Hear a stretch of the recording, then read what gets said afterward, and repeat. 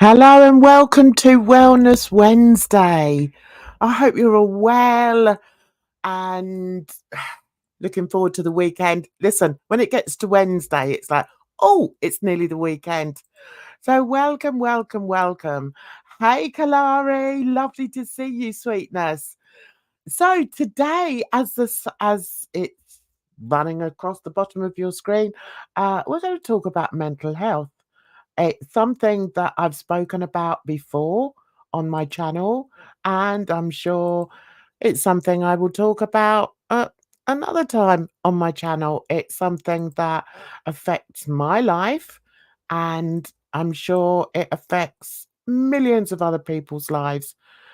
One of the most important things I feel with mental health is to accept it, accept if you have got a mental illness, then just accept it and do the best you can with it.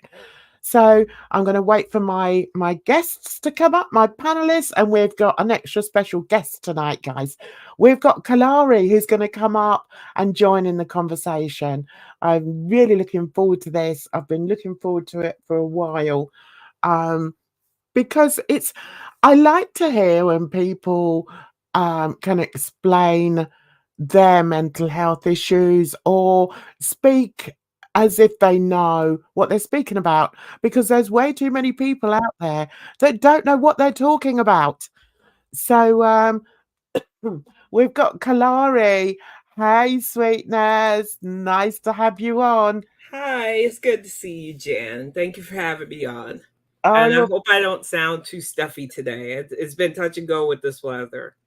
Yeah, I know. It's a change of season, isn't it? Oh, yeah. Because I've been suffering a bit as well the past week. So, yeah, it's definitely part of the season. Oh, look, you've got even smaller now. We've got Edna in the house. Hi, Edna. Hi, I was muted. How you Yeah. doing? She's Doing good, al girl. she's always Good. muted. Yeah, I tend when I go on panels just because sometimes I'll overtalk and I don't want to do that to people. I'll hit the mute from time to time too. Yeah, Yeah. I've got to learn to do that. I'm not very good at doing that, Kalari. Like, if you've got something to say, well, if I've got something to say, I just jump in straight away. I've got to say, girl, you're looking very pretty today. I Oh, love thank that you. color hair. I I, love I that color. I did a braid out because with the prenatal stuff that I'm doing, my hair is growing and I don't want to cut it off, but I've been braiding it Nice. and then I'm braiding it for the spirals and stuff. Oh, right. Do you Yeah. put that color in yourself? Yeah. Since the pandemic, I've been able to like experiment. So I do my own color. I get the Manic Panic 30 developer, and then I have the Arctic Fox Purple Rain. And then as the color fades, it just still looks nice and pinkish purple. So it's a lot of Yeah. fun. Hi, Yeah, Bea. I love it. Thank you. So, hi, Bea. Nice to see you, darling. Anyway, so let's talk mental health. I don't know how long I'm going to last because my nose is all runny and my eyes are runny and all the rest of it. Oh, Change of season. Yeah. Um, yeah. I'm a little sniffly too. yeah. And So, thing I love that you asked me to do this is because there are a lot of misconceptions about mental health and how people go through it, and everybody seems to be an expert, but when you're going through it, you know what you're going through. And exactly. yeah, that's one of the things I tell people. I can't speak for everybody with schizoaffective disorder. I just watched something yesterday that Cinnamon Toast Ken did a thing on that Wade Wilson guy, and he Mm-hmm. was diagnosed with Oh, schizoaffective yeah. disorder.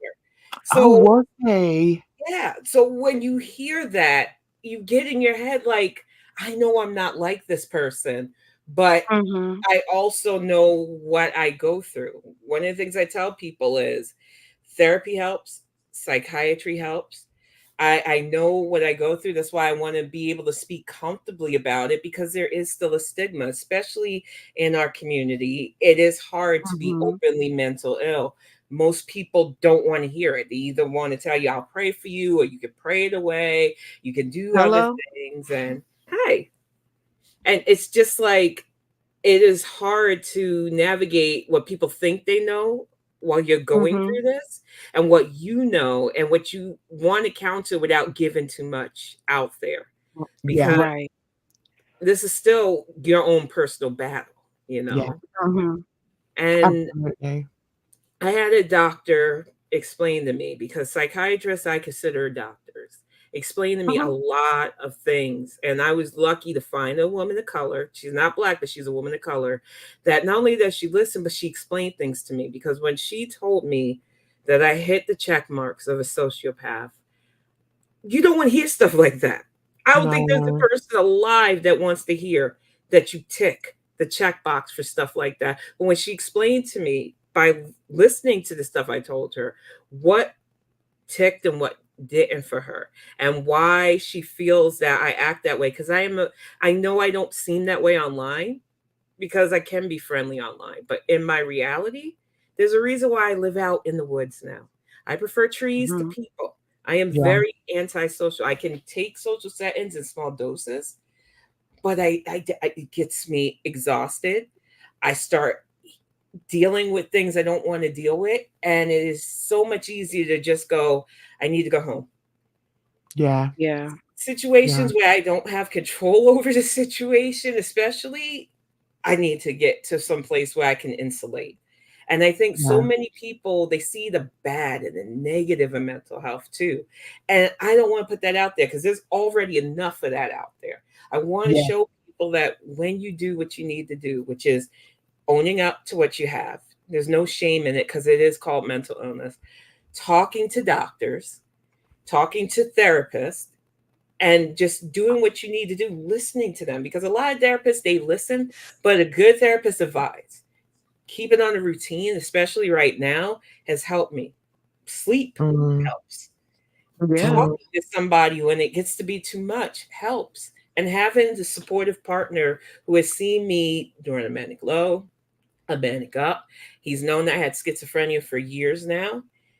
The no judgment that I have in my home really helps too, because it yeah, isn't easy. You're always wondering, am I acting weird around people too? Because I'm in my head 24/7. Mhm. You know, so can I ask you, when you were diagnosed with that, when you got your last diagnosis? the first diagnosis of schizophrenia was in 2003. Before that, I had a guidance counselor tell my family that there was something wrong in high school. They did not want to hear it. I Mm, obviously didn't want to hear it, because we were raised in a church and you just didn't have those issues. Even if you had those issues, you didn't have those issues. My Or official it's the diagnosis, devil, right? exactly. Sorry. I Yeah, just came from Bible study, so it's sorry. okay. You're right though. It's the devil. But in 2003, the dam broke, as it's called. I lost Mhm. my grandfather. He was my step grandfather technically, but after my maternal grandfather died, he was all I knew. We called him Pop Pop. We had just got off the telephone with each other. I was supposed to be going up to South Carolina to visit them anyway. And then I get the call the next day that he died. Mhm. I was already in a troublesome Oh. situation, and the dam just broke. And I had my first official full nervous breakdown. And that was when they told me, you're definitely schizophrenic. I was non lucid. I did not know what was going on at that time. It got to the point where, because I refused to take my medication because I did not want to accept the diagnosis, that they put me on the shot of, I believe it was antipsychotics and antidepressants. And for the Mhm. longest time, I've gone between trazodone, Zoloft, Seroquel, so many different pills to try to regulate the thoughts, because schizoid thoughts aren't just rumbling about God and faith, even though I had a few of those issues too, you know, it was just feeling and seeing things that to nobody else was there, but I could hear it, I could see it, I was in it. And then when you come out of Mhm. that, you're still not sure that what you went through wasn't real. So when people see like the Hollywood version of schizophrenia, it kind of makes me laugh, because when you go through it, everything around you feels like it's happening. And that is Mhm. the only way I can put it. it's like you smell things, you hear things, you interact with things. I thought when the first time I got 5150 that I was in the airport going to see my family, and I was actually in the waiting room of the hospital because they took me to the ER, and then I got put in the psych ward. By the time they got me right with the medicine and stuff, and I became lucid again, I was like, why am I here? I didn't understand it. It was so confusing. And then it happened again because I refused to accept that I had that issue.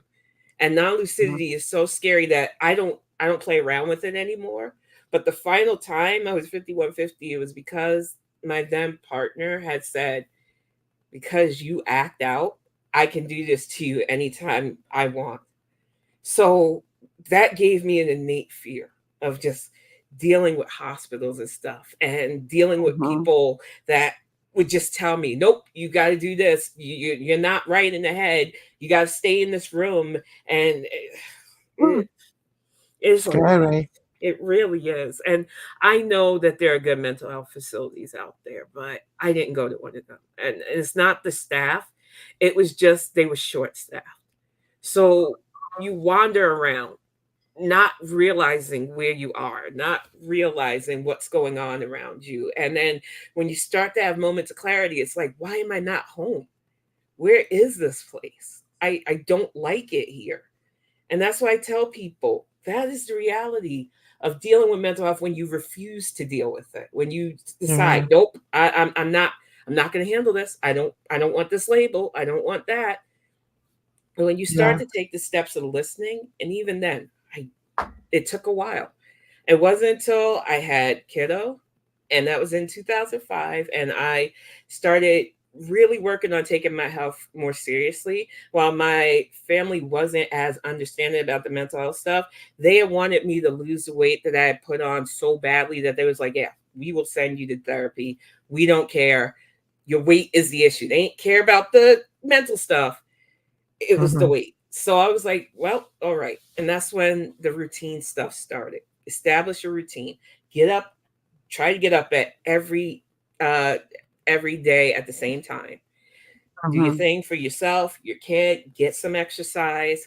And then, if you need to, write down what you're going through, but then come back, because it was like a once a week thing because of how severe it was, and let us know what you're doing differently each time. And it helped. And it was why I qualified for weight loss surgery. And it took years.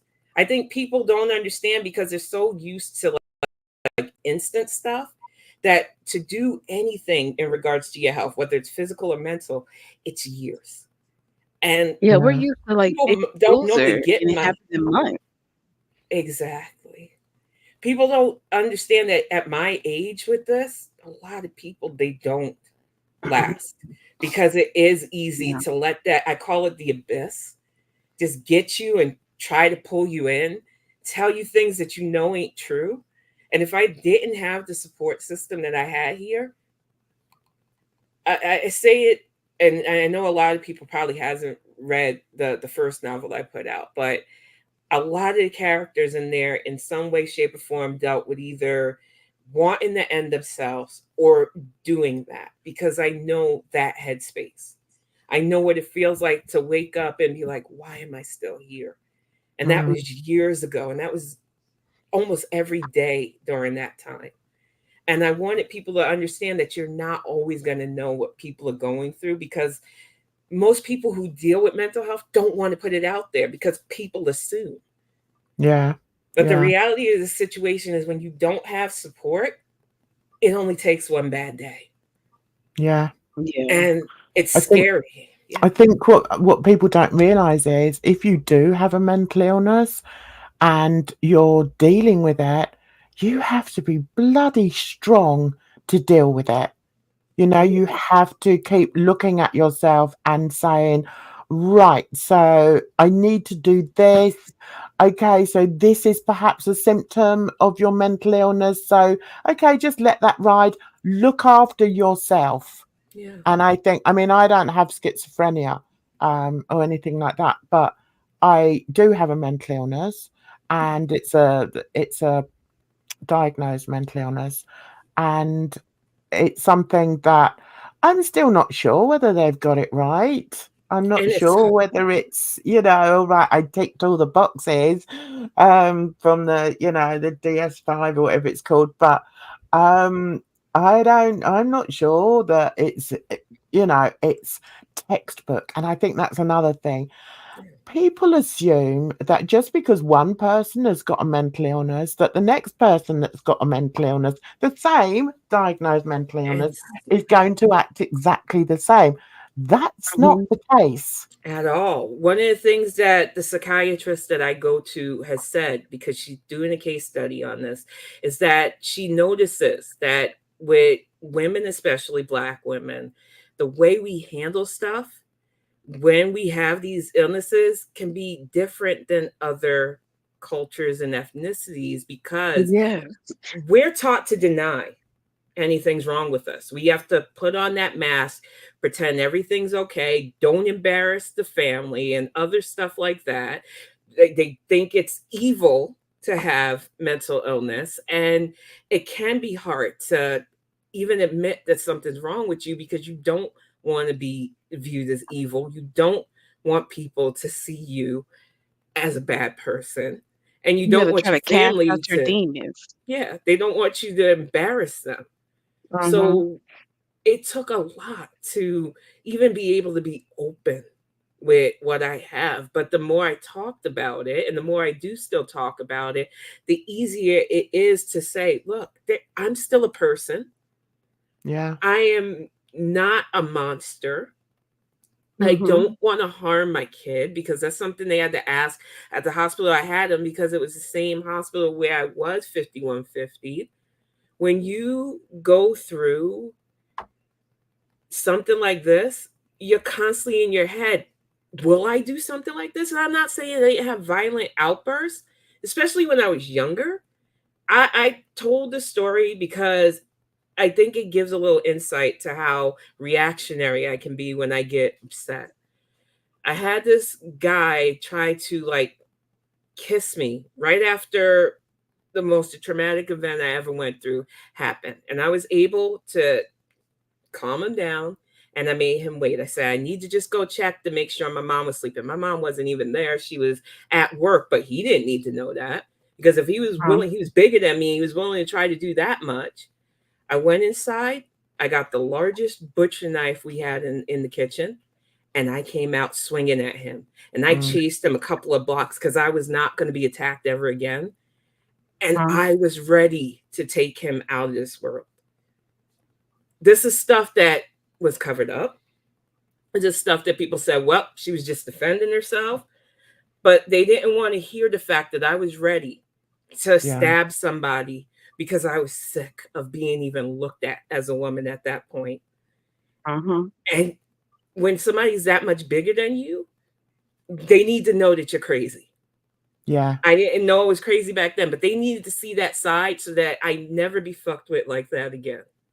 Yeah. Mhm. So it's like I said, I know I can be very reactionary. I've worked so hard not to be because honestly, it isn't worth it. I have so much good right now, so many things that I'm looking forward to in my life that I can't just go out of pocket because it doesn't just reflect poorly on me. It does reflect poorly on the people in my life. And I don't want people thinking mental illness just has a trigger that can set you off. When I'm feeling a low, I leave everybody alone. I shell up. My Mhm. husband knows, oh, she's feeling low. What can I do for you, honey? Are you okay? And then he just lets me be. Sometimes I just need music and a good story to read and just to disconnect. Listen, You're very lucky to have that, Kalari. You're very I lucky to have that. I feel very lucky Yeah. because years ago I didn't have that. And years ago I was constantly thinking, do I really need to be here? Mhm. And as much as I love being a mom, as much as I love my friends and my family, when you don't have a solid support system, when you have this, it is Mhm. hard to justify going on because you do feel weird. I used to just think, oh, this is creative voices I'm hearing. They're just my imaginary friends. No, these are just literal things that I do. I'll have conversations with myself because I can clearly hear stuff in here, but other people aren't able to hear it. So I just look like somebody that mumbles to themselves. And I'm okay with that now because I'm out in the fucking woods. Nobody can say anything to me anymore. You know? I think Yeah.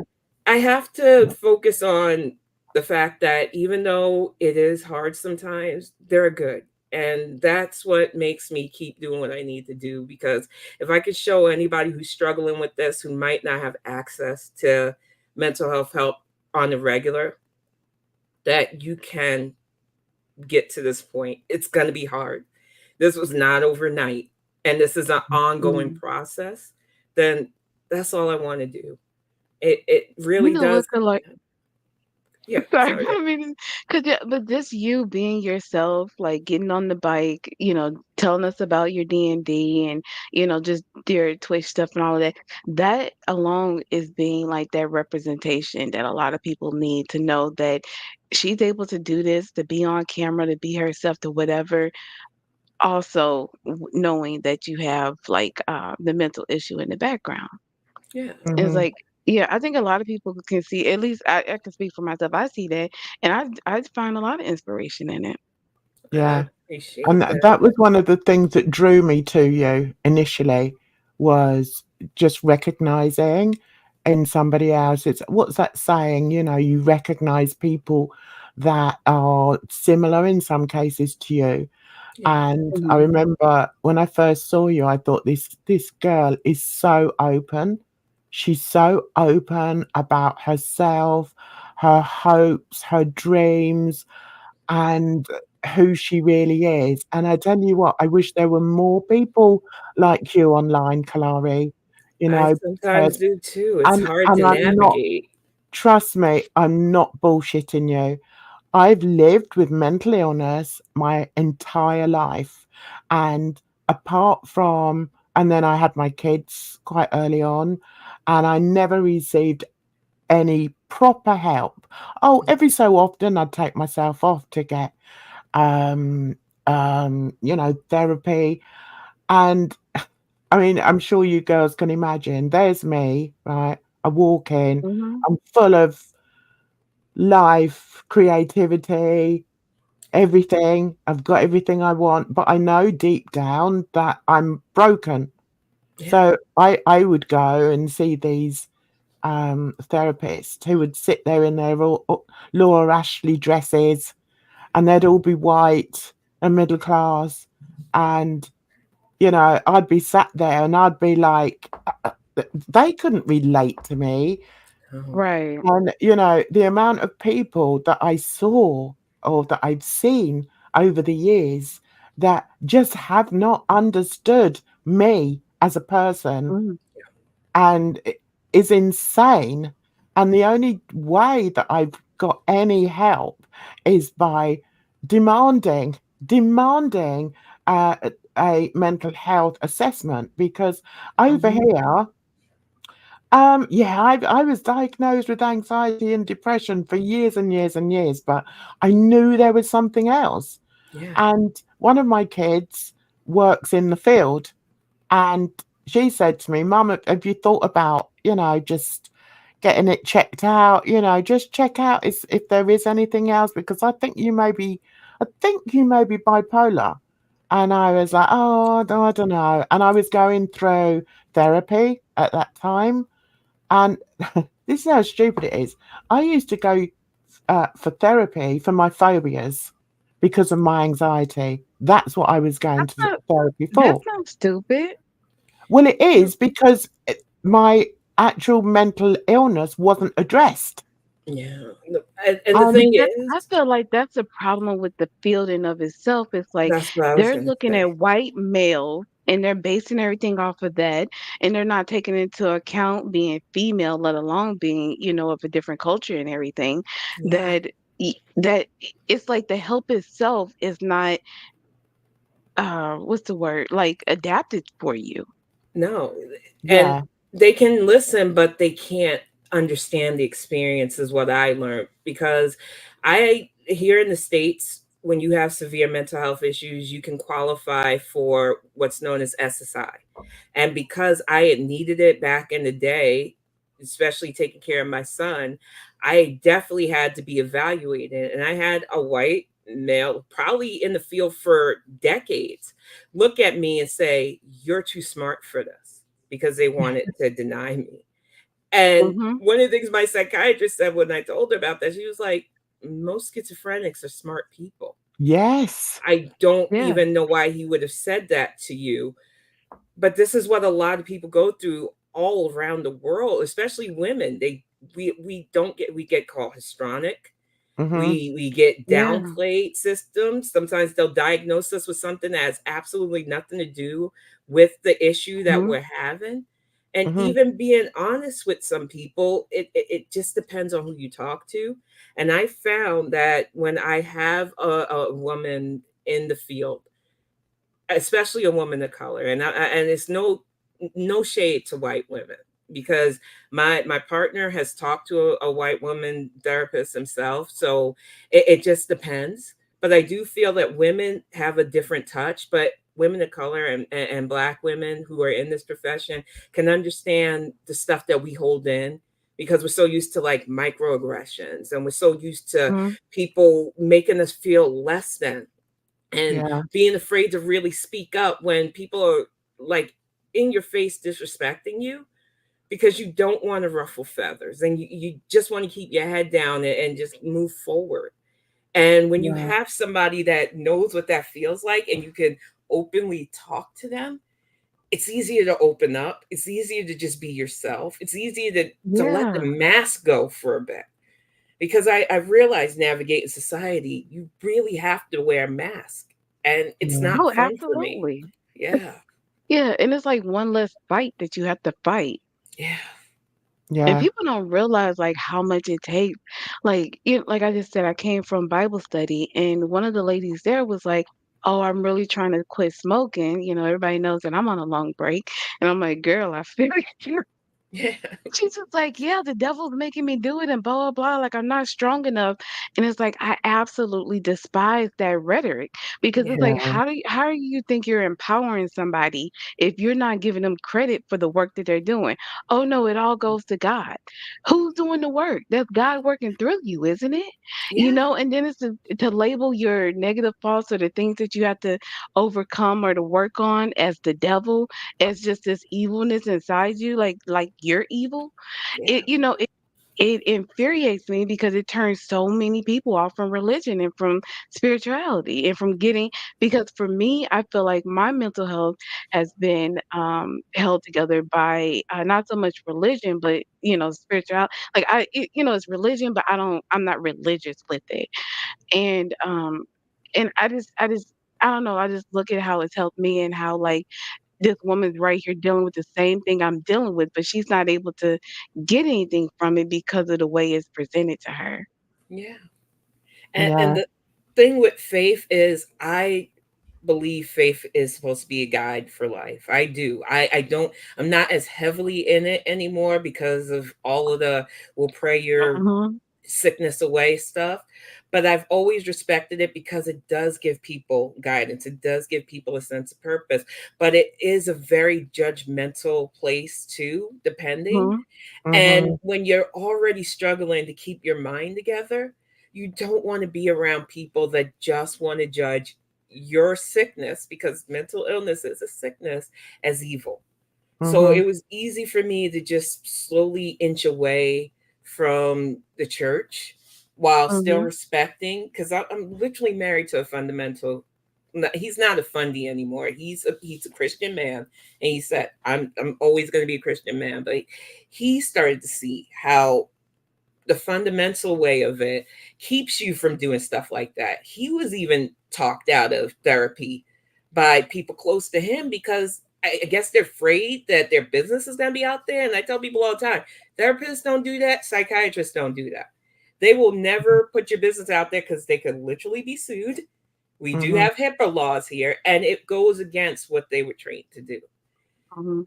And sometimes It's you like, just where's the need to talk faith? to somebody. It's funny, you're Yeah. talking about faith. I was brought up in a very sort of I was brought up in a children's home. I mean, I understand that, you Americans, if I say I was brought up in care, you assume I was brought up in a foster home. No, I wasn't. I was actually brought up from birth till I was 16 in a children's home, which with Oh, like 20 kids. yeah. I wasn't in foster care or I wasn't adopted. I was in a children's home. So I was Gotcha. very institutionalized, and to the point where there was one time, I think, when I was about 5, that I was gonna be adopted. Somebody, took an interest in me, and they wanted me to, go and live with them, and I went to that house. I think I spent one night there, and bear in mind I was 5. It's on my records. I spent one night there, and then I wanted to go back to the home Yeah. because that's all I knew. That's all I Mhm. knew. Yeah. So anyway, talking about mental health and being in that environment, what's difficult for me is that I'm mixed race and I'm in a home, a children's home, very isolated in a village in England. And there were 2 other black children actually in one of the homes, but all the other children were white. The school I went to was all white. So when I started showing signs of perhaps being, as they would say, a bit troubled, then they would send me off to see a white psychiatrist, Yeah. a Mhm. middle-aged white man. And I remember I was about, what would I be, about 12? And I remember having to go to this office and having to sit there and talk to this complete stranger. And he'd Mhm. be like, "Oh, so are you worried about your mum? Are you worried? What are you worried about? Just draw me a picture and tell me what you're thinking." And I tell you what, I despised that man with Yeah. every fiber of my being. And because I picked it up straight away that once again, I'm in an environment that nobody understands me. Yep. He doesn't Mhm. understand my angst and my anger. And I remember going through phases in my life where I would fight anyone. I was a fighter, Yeah. I had to be. Something happened when I was 10 years old that turned me into somebody who had felt that I was leading an idyllic life, even though nobody else was the same color as me. I was still okay. I was like, quite sort of introverted. I've Yeah. spoken to aunties that looked after me at the time. They're not real aunties, okay? They're Yeah. in the home. And they said, "You seem, you're a very contented little girl." And I was quite happy to play on my own. But something happened when I was 10, where I was taken away from that home, my home, and I was never the same after that. I'm not going to go into details, but I was never the same after that. But what would happen is every time I felt a certain way, it would be put down as, I don't know, maybe it was put down as, "Oh, she's angry because she's black. Maybe, she's Yeah. black because I presented as black." They didn't know what mixed race was. They didn't care what Nope. mixed race Mhm. was, right? Exactly. So all I was this troublesome black girl who likes to fight. Yep. I didn't like to fight. I You had had to to. fight.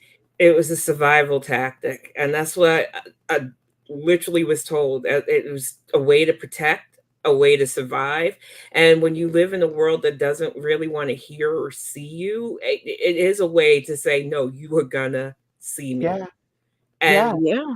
when you're dealing with somebody who they're supposed to be professional and help you, but they're not really listening to you, they're probably no. looking through you.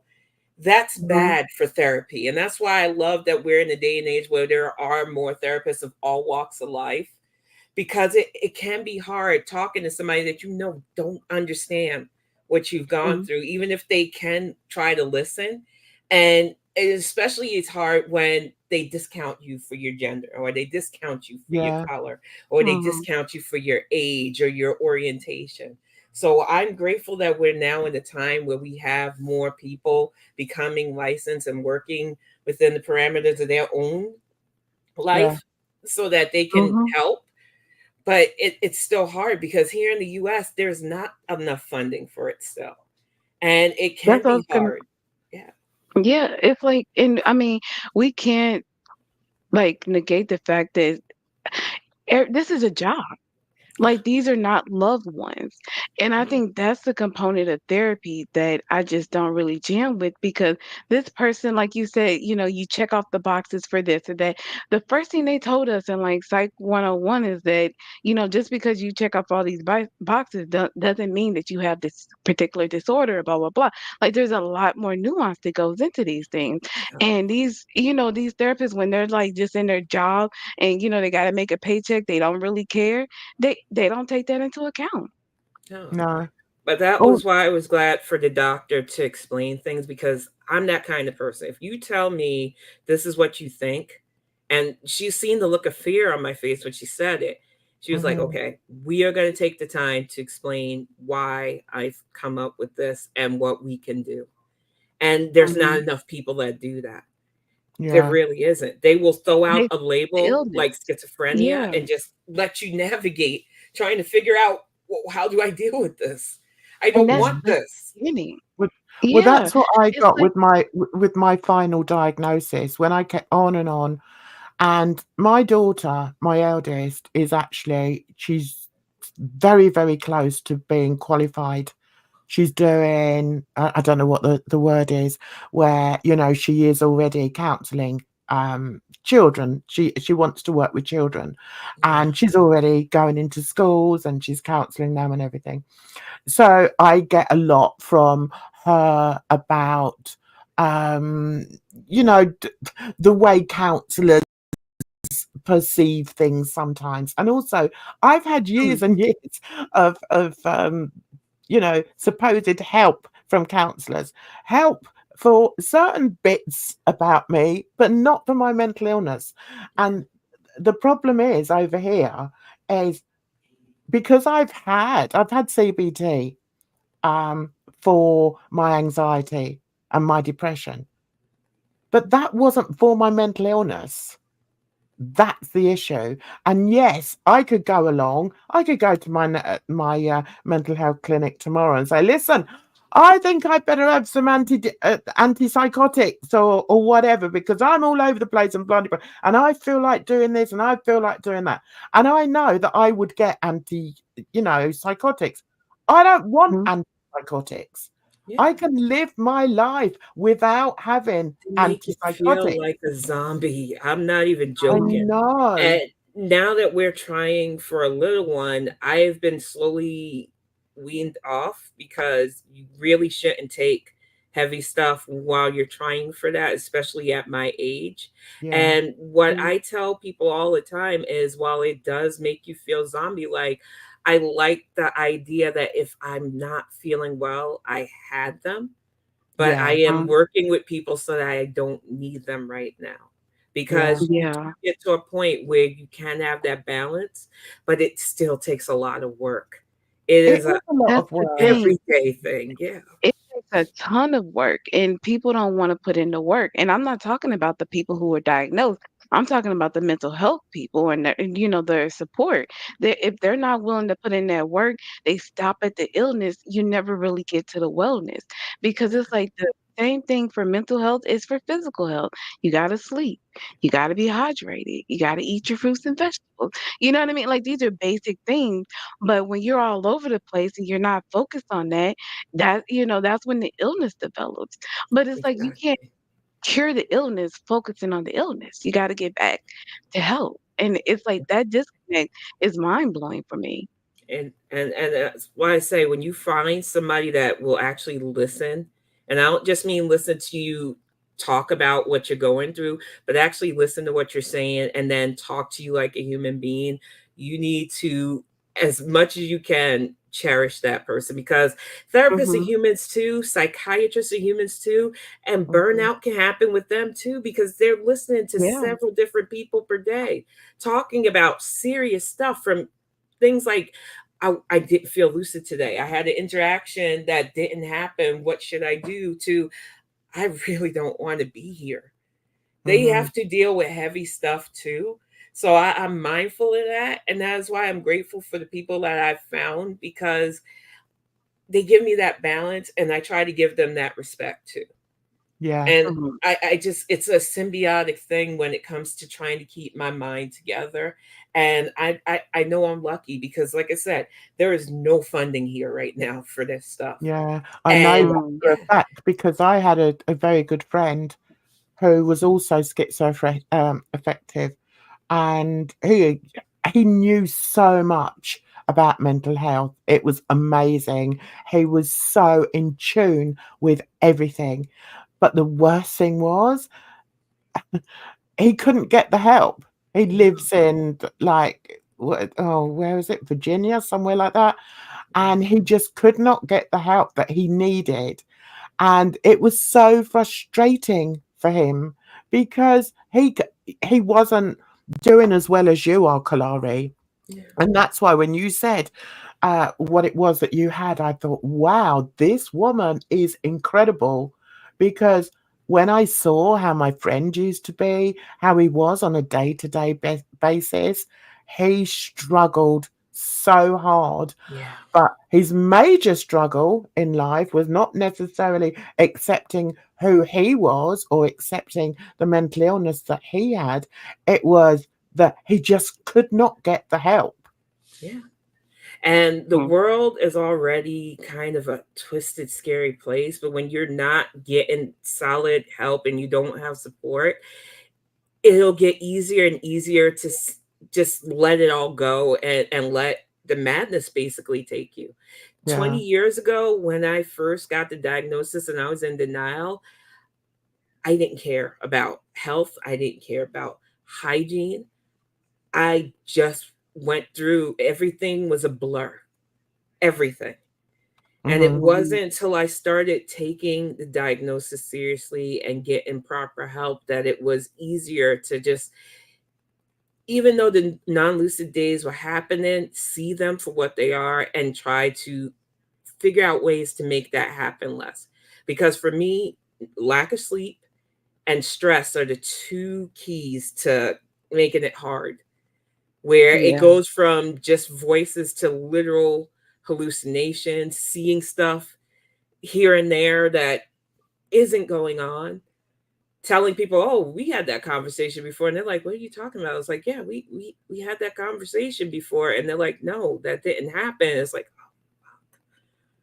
and I used to get so embarrassed by it because I'm Gen X. We don't normally get to talk about stuff like this, and you don't have the same labels that people can now claim for different mental health and mental this and mental that. Mhm.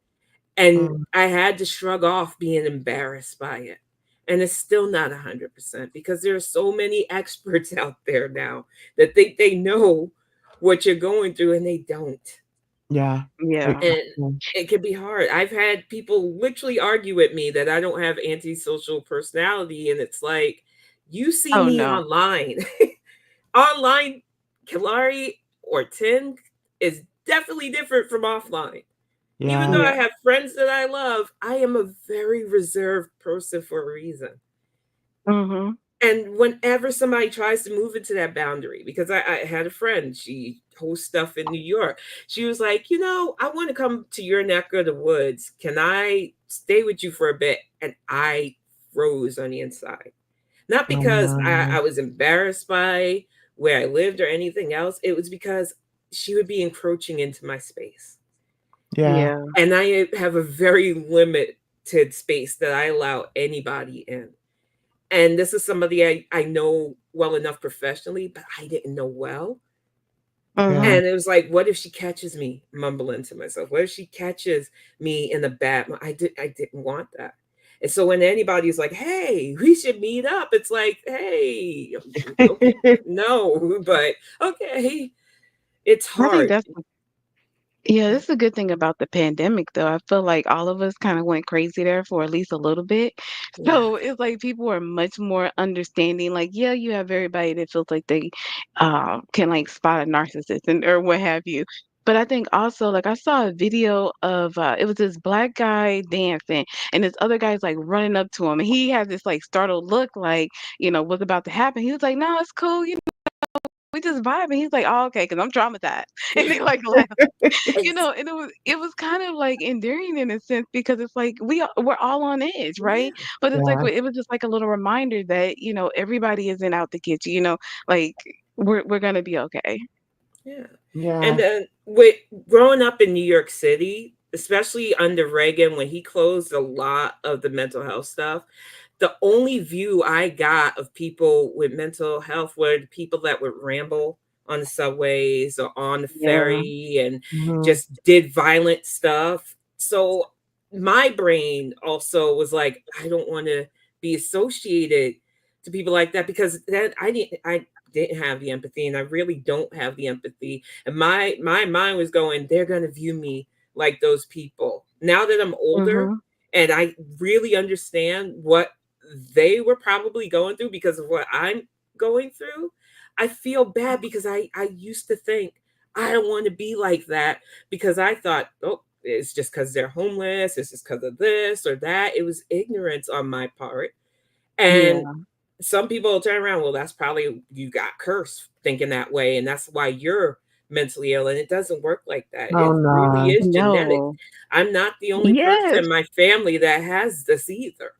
I'm just the Yeah. only one that feels comfortable now being open about it because I do want people to know that it's not always darkness. It's not always bad. And if you Mhm. really can get the help, because I always make that caveat because I know there are a lot of people out there that can't, you can get to a point where it lingers, but it's not forefront.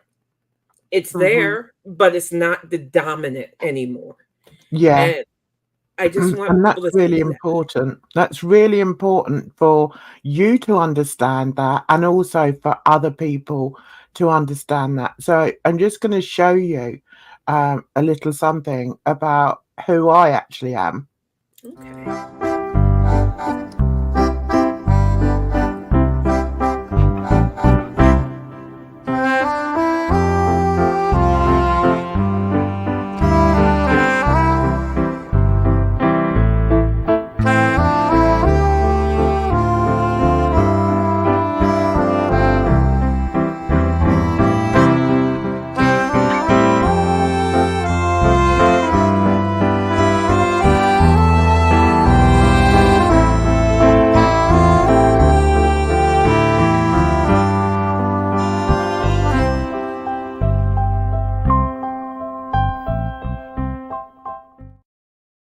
I love that. I love that Mhm. because you really have to be like that, and especially when you're creative. I think that's another good thing growing up in New York too, because all the creative types that I knew from there, they were out there. That's what they called it. You're just out there. You think on a different level, and that whole "take me as I am" because this is all I can be is the Yeah, attitude that I've had for years. I You have to be that way yeah. because Well, I know Edna is still sort of in the process of discovering who she really is, aren't you, Edna? And I I wouldn't say that. I know who I am, but I oh, think okay. I'm in the process of how much I wanna show and, like, how like we talk about the mask that we have to wear, and it's, yeah, like, developing a mask that I can feel comfortable with, yeah. that's more Yeah. authentic. I I, think I really understand that, but I think with myself, with my illness, which, as it says on there, I'm diagnosed with BPD, and although I accept that, I do fully accept that. I also think I may be bipolar too as well. But I'm not about to go and sit in front of some woman or some man that doesn't have a clue about who I am for them to go down through the checklist and then say, "Oh yeah, yeah, I think you may have that as well." I'm too old for that now. yeah. Done, dusted, and Yeah, I just accept the BPD. I'm happy with that. I'm very histrionic. I have my histrionic moments, which is great if I'm on live stream and I want to, sing and dance. I don't have an issue with that. Uh, Also, because of the way I am, I've done quite a bit of TV. I've done radio. I've worked on the stage, and I thank my illness for that, because I Yeah. think if I didn't have that, then I wouldn't have been able to do live TV or, live radio. So, I think the only thing that I'm disappointed that I can't still do all that singing and dancing on, on my live streams because of YouTube not allowing music and everything. Yeah. Oh. Because it does help me. It helps my Mhm. mental illness. And Yeah. that's something that a lot of people don't realize. Or they just think, oh, she's as nutty as a fruitcake, she's this, that, and the other. But what they don't realize is when you live with a mental illness as well as anxiety and depression, you have to take your happiness when it comes to you. And music brings happiness for real. Yeah, absolutely. Mhm. And so does my faith. And I'm not I don't class myself as being deeply religious or anything like that, but I do have my faith. I believe in the Mhm. Lord, and I like to give thanks to the Lord. I don't do it often enough. I feel that, all I do is ask things off of him, and I don't like to be like that really. So I feel that I Mhm. should give more thanks to the Lord. But yeah, I just think if you live with what I live with, then you have to take happiness or make your own happiness, Yeah. make your own peace. And that's the message I try and put across my YouTube. Yeah, and I think I really want people to understand that while years ago, especially, it was harder to even be open with mental health. You'd be surprised how more people are starting to understand. You could find friends, you could find a partner who they Yeah. might not fully understand what you're going through, but they're willing to learn what they can do to help mitigate that stuff. And it Yeah, helps so much because I think one of the hardest things for a schizophrenic is being alone. Even yeah, though sometimes we lash out and a lot of times it ends up leaving us alone. But when Mhm. you're really not alone and you have that reliancy and that familiarity with people, it does Yeah. help. We might not always come across as close, because like I said, Mhm. there are more days I'm in here than anything, and I'm just in my head. But when you've got yeah, Mhm. somebody who knows you like that, it knows you're not ignoring them, you're not making things bad for them purposely, you're just in your head. That helps a lot too. yeah. I Welcome, found Bridge. Hi, Hello. Bridge. Hey. You got back all right then? Yes, I did. I was like, I was going to stay in the chat, but because I was like, they're doing fine without me. Stay Cool. amongst the lurkers. Um, you know, I've always been open about my diagnosis, um, because I've learnt over the years that it's I wear it as a badge really, because I think it shows that I'm a survivor, Yeah. you know, and Mhm. I accept it, but I am more open, like in everyday situations. Like if I know I'm not in a good place, then I won't go out, Yeah. because I know someone's just got to do something, the slightest thing, and I'll feel that rage Yeah. inside me. And I'm like, okay, Mhm. no, this isn't good. Take yourself home, go and get yourself a coffee. I mean, there's days when I, excuse me, I really cannot stand anyone Yeah. around Yeah. me.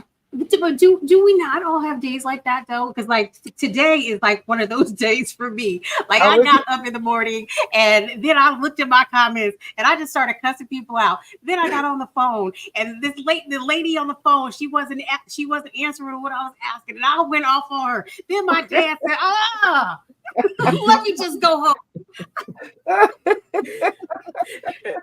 Yeah, for me, disconnect is so much easy. I will just isolate. When I'm feeling so stressed and so tense from stuff, it is just easy for me to just go put on some music and just not deal with anyone or anything but the cats and kiddo. And sometimes even my partner is like, you go do something else. I'm peopled out. And The thing is, oh, sorry. no, it's okay. I was gonna say, I think the thing is, like, your true loved ones, the people that care and understand, you are not gonna be offended by that. They're gonna understand and help support you. Like, I made a friend, during the pandemic, like, when I was going through it. So I was like, I need to reach out and find somebody, right? Yeah. And, so, like, we went out a couple of times and blah, blah, blah, and it's like, they got a job, and I think that's really stressful for them, and, like, they're going through it. And it's just a thing where I kinda told myself, like, every month I wanna, like, make sure I reach out to all my friends and family, and, like, I put them on the list. And at first I was like, "Am I the only is this a one-sided relationship here?" And it's like the, 1 month they reached out to me first. And it's like, I don't know, I just felt good, like, holding that space for them. Like, I know that they're going through it, that they can't really be the friend that they want to be, but, just to let them know, like, "I see you, like, you're not alone."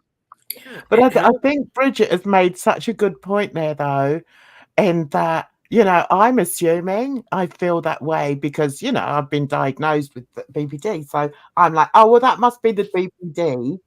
But, you've made such a good point there, Bridge. How do we know, or how do I know that it's quite a normal way to be, that Mhm.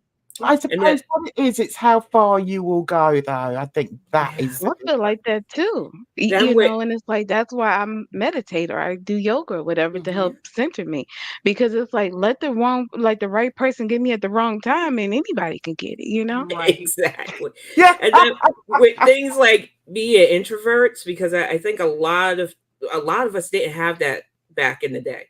It was just, oh, this person's quiet. Oh, she prefers a book over Sigh. people. She'll find like the pet to play with and don't really want to socialize, or after socializing you're just so exhausted that you don't want to deal with anything. And we didn't have a label for that. It was just, they're just shy. I got called shy a lot when I was younger, and it was just, people exhaust me on a fundamental level. I don't hate people, but I need less people in my life than normal people. Absolutely. Yeah. And when you think it have comes. that, yeah. Sorry, Kalari. No, it's okay. I think it probably comes down to your inner thoughts about people. I think that's really it. Do you know what I mean? It's like, And then when you if you're add on being Black and dealing with other stuff too, and yeah, dealing with a world that sees you a certain way, even though you know you're not that way, it does weigh on a lot of that too. You're taught to speak proper. You're taught to code switch. You're taught to keep your head down and don't piss certain people off. And it really is navigating so many spaces that they clearly so aren't for you. And that could Yeah, be a I'm the lot wrong too. person. Yeah. Yeah, I can't do that. Like I refuse. I'm like that. That's why I'm like, I know I could never be a politician because I'm like, all of y'all bullshit. You know, They won't let me throw a chair or a clothesline, so that's why I can't be one. I got short girl rage. I'd just go in upsetting everybody. I'd be like, you're just full of crap. But it is interesting. I'm interested, Bridge. In what you said, where does it become that it's actually an illness, or just, it's just some people are like that, some people have days when they don't get on with other people. Where's the distinction? That's what I want to know. I think the illness comes in where you can't control, like when you feel like you are out of control of your emotions. Like somebody does something and you like you get all hot. It's like your eyes are fuzzy or whatever, and you just go off. Like I feel like that's the illness. But I if you're was able to like, go ahead. no, I was told that when I get super angry, and I haven't done it in a while, I get this look in my eyes. Like I've made even relatives shrink back when I get that. Oh, they hit her button. Hmm. She got them Hmm. literal crazy eyes. What do we do to get her calm? And I Oh, don't wow. feel it when it happens. It's just like something clicks in my brain, like I'm gonna fuck you up right Yeah. now. Right. And it's a But I think scary thought. Yeah. Bridget gets like that every day, don't you, Bridge? Like like I can take a lot, and then like I can control my temper, I can control whatever, but then sometimes it's just like that person or event or something is just nagging at you, and you just snap. Yeah. Hmm. Yeah. I remember going to a therapist like when I was in my early 20s and going through a load of stuff. And, I think I'd had my first daughter. And anyway, and she said to me, "So what were you like as a child?" And I said, "Oh, God, I was mad." She said, "Well, what do you mean by mad?" I said, "Well, I used to fight everyone, because no one listened to me. I felt like I didn't have a voice. So that's how I reacted." So she said to me, "So what happened to your temper?" And I said, "Oh, I don't know. I don't." She said, "Would Hmm. you say you don't have a temper now?" And I said, "Well, I It's more do have a temper, situational but than every day now. yeah, it's like, I was in a certain situation where I was taking a lot of crap from someone, put it that way. Hmm. And I think she was trying to figure out why, as a child, I could, knock seven bells Oh. out of anyone.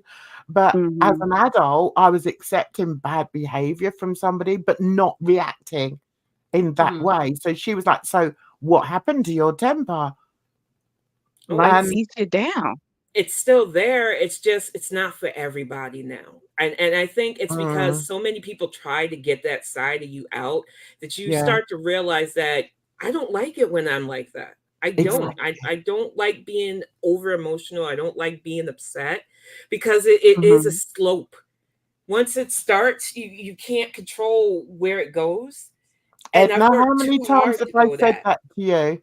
Yeah. Edna, Yeah. how many times Yes. have I said that to you? I understand. I understand that more now. Yeah, I hear Yeah. you.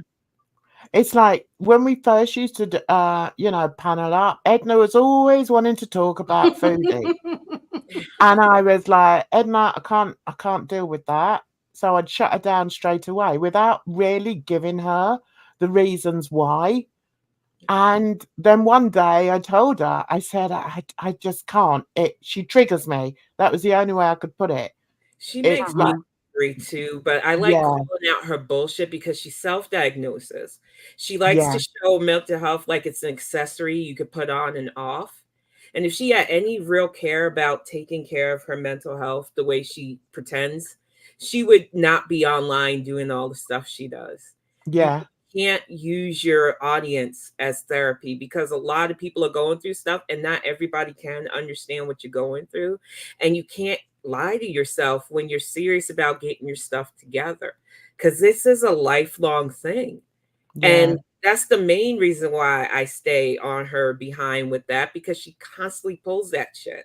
It isn't about Yeah. fat. I'm fat and I was yeah. massively fat. So I definitely know what that's like. So when she's struggling to try to exercise and stuff, I'd rather give pointers than to just say, "Ha ha, you're making the treadmill cry uncle," like she tries to do Mhm. with me. But when Mhm. she Mhm. pulls that mental health stuff, it just lights a fire under me because I feel like she's mocking so many of us that go through this when she does that. When she Yeah, makes up Mhm. diagnoses and she goes on TikTok or Google to figure shit out. When if you're seriously struggling through this, you need to get professional help. You might that not But want to hear leads Jamari, what it is. in. I think that really speaks to how bad the mental health help is because she's looking at her audience as therapy, it's ridiculous. These are strangers for one, and half of them are trolls. Like, they're not there for your best good anyway. So Yeah. even if they were trying, like, I feel like at some point most people were trying to be helpful in X, Y, and Z. But especially now that's not the case. But it's like, she's going to TikTok and whatever because honestly, there's a lot of good voices coming out of social media. Like, not only are there actual doctors, putting out information, so they're accredited and everything, but I don't think we should discount people who are self-diagnosed because of lack of access or that are just sharing their stories and their perspectives. I Well, as long as agree. they Just seem to be trying to make things better, yeah. then yeah. But talking on self-diagnosis, it can, you've led really well into this segment. I want to talk about this, which is a video I did 2 years ago, and it was on someone that we're very familiar with. We don't need to say his name. And I just want to see how a triggered Jan looks like. I was very triggered about this, and it goes along with what you've just said, Kalari, in that one of the worst things that somebody can do is pretend to have an illness where for a fact they don't have that. Yeah. So let's watch a bit of this. Tell me if you can hear it. So sorry, guys. I didn't mean to. Can you hear it? Yes. Yes. Okay. Have it on there. But anyway, let's get on with this, and I'll stop and we can discuss. And yeah, I've got some more people coming. I have to say, before I did this, I had to talk to a couple of people and say, listen, I'm so fired up. I need to do this. I need to do this. Must have been a live. But I'm worried I'm going to get too fired up. Yeah.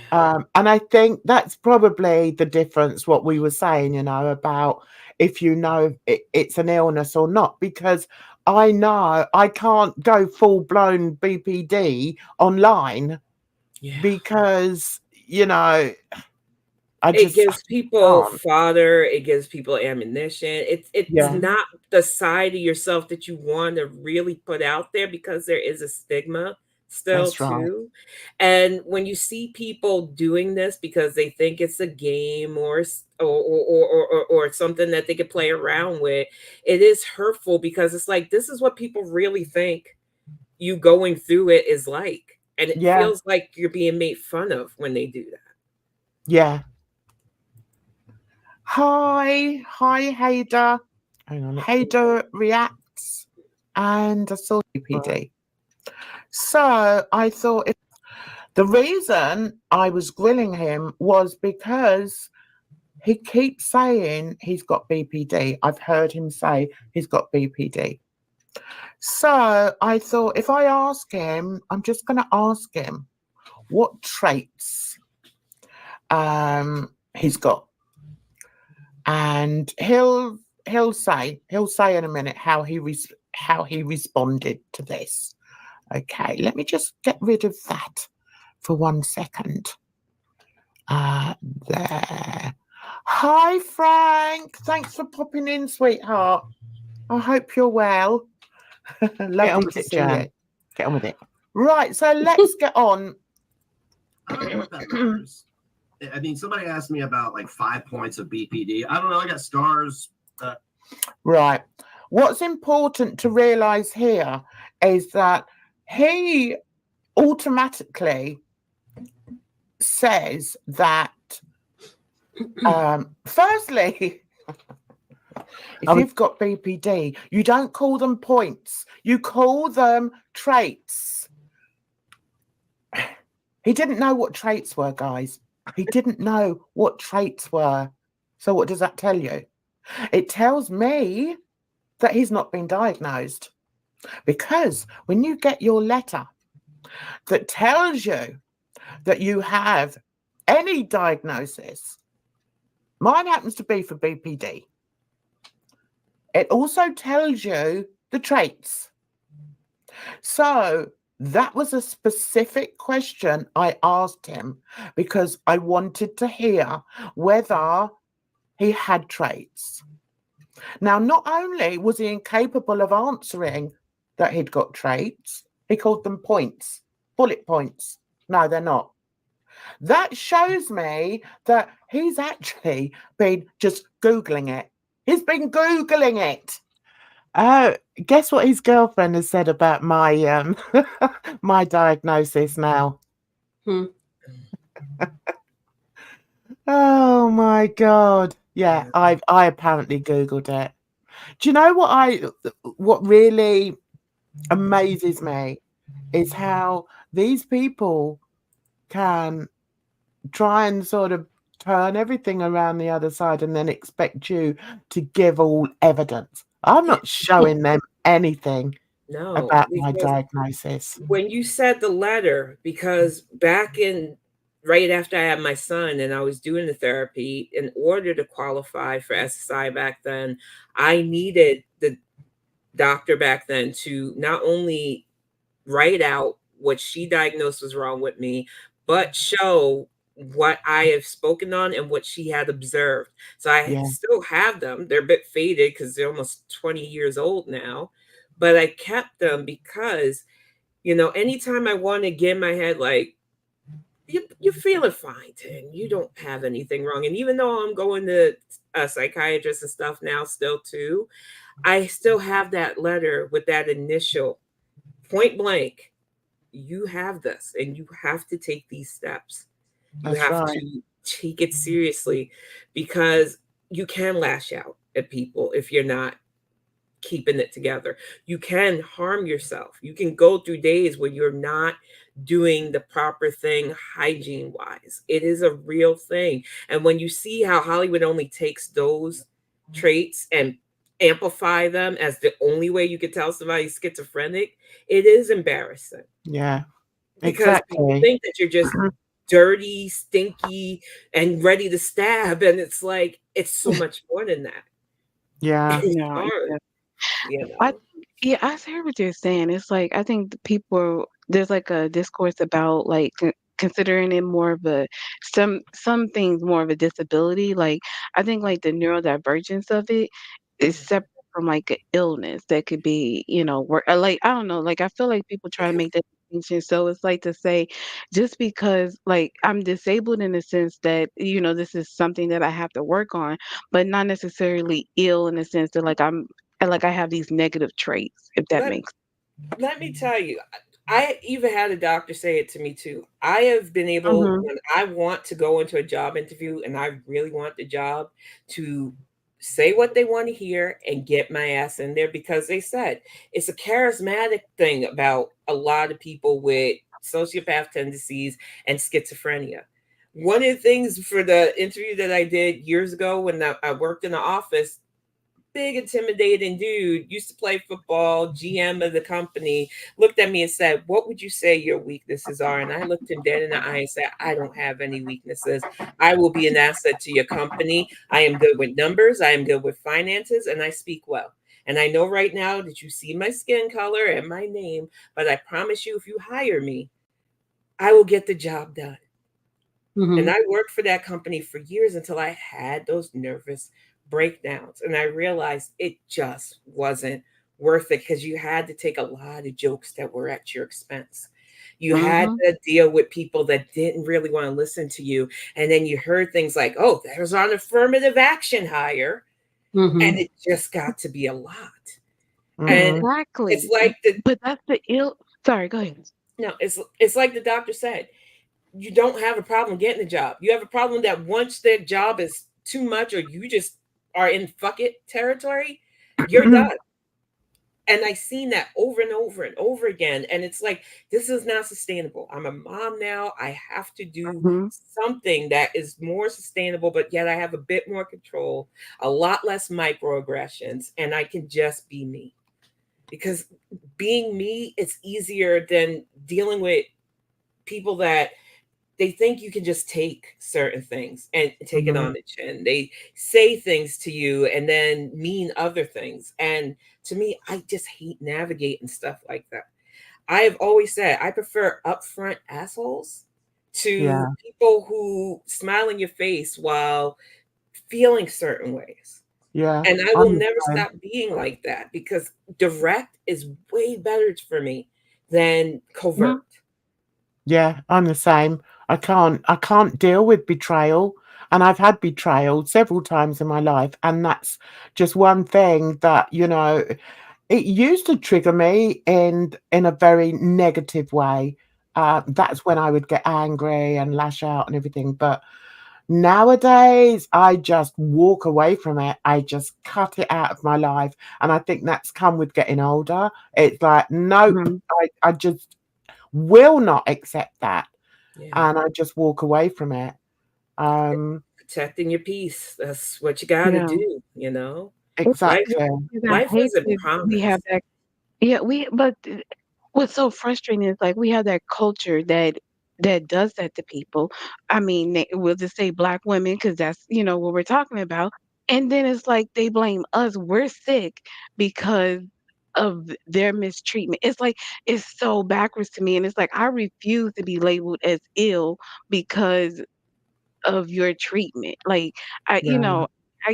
But I mean, I get what you're saying. It's just, oh, that's the part where I'm like, something's got to give. And it's like, and I see the changes where they're like, oh, we're looking to hire people who are autistic or X, Y, and Z. Like, I think people are realizing that there's a lot more neurodiverse people. And like these Yeah. younger generations aren't putting up with the crap, right? So Nope. you're going to have to change mm, these workplace cultures. And and at first it was like, oh, you're just everybody's being woke and this, that, and other. But it's like, why are we making jokes, like sexist jokes or gender jokes or whatever? Like, if you wouldn't talk to a man like that, why are you talking to me like that? Yeah, Mhm. Hey, don't call me sweetheart and pumpkin and whatever, you know? So, exactly. yeah, And mhm, and nowadays when we have the internet and it's not perfect and I still don't trust it because I prefer to talk to a live person face to face. That's just my old ways. But they do have more avenues too. They have agencies that are setting up teledoc and online stuff. oh So it yeah, is getting better, but it does take less people treating therapy and psychiatry as if a one size fits all and a fix all because there's no fixing serious mental health issues. They can just help you process and get through this. It is hi, not, hey, hi, and Lisa. yeah. I think that is the mistake a lot of people make is that, oh, you're going to go to therapy and you're going to be cured. Some people do. They go to therapy and they realize I don't have these issues. And so they do feel mhm, better. But when you are really dealing with something I've had this since I was little. And Yeah, because I denied and denied and denied, it finally had to show me, okay, you don't want to face this. We're going to make you face this. Your mind is mhm. not working on the same level as other people. So I know that I got to do the right thing so that I don't fall backwards. yeah. So even Yeah, if like you're saying you denied it, I don't feel that I necessarily denied it in myself, but I feel that the people that should have told me didn't tell yeah, me. Yeah. I got denial from the mental health service over here. And, it was only because of family members saying to me, Mum, maybe check that out. Or, feeling in myself. Yeah, no, I think it's more than just, anxiety and depression that I had yeah, to fight to get that diagnosis, Yeah. and then they just sort of lumped it in my lap and it was like, well, there you go. Because you've had some treatment for something else. We can't give you anything. I can't even get DBT over here. But it okay, it was let's like my oh, sorry, go no, ahead. no, go on, Edna. Go on, darling. Well, I was just gonna talk to like my issue was that well like school because I was like always in honors classes or like I was above average, they didn't see that I was struggling to make those grades. And I'm like, why is this so hard? Like I need help. But they're like, no, you're doing fine. You're great. You're on honor roll. Yeah. I'm like, you know what I mean? It's like it's not an intellectual disability. It's like they don't get it. Like my brain works differently. I think differently. And it wasn't until like I got older and I was able to like really get into classes with a more college prep where they were like, oh, here's your work. As long as you get it done, we don't care what you do. You're good. And I was like, thank God. Because, I was going crazy just sitting in the classroom.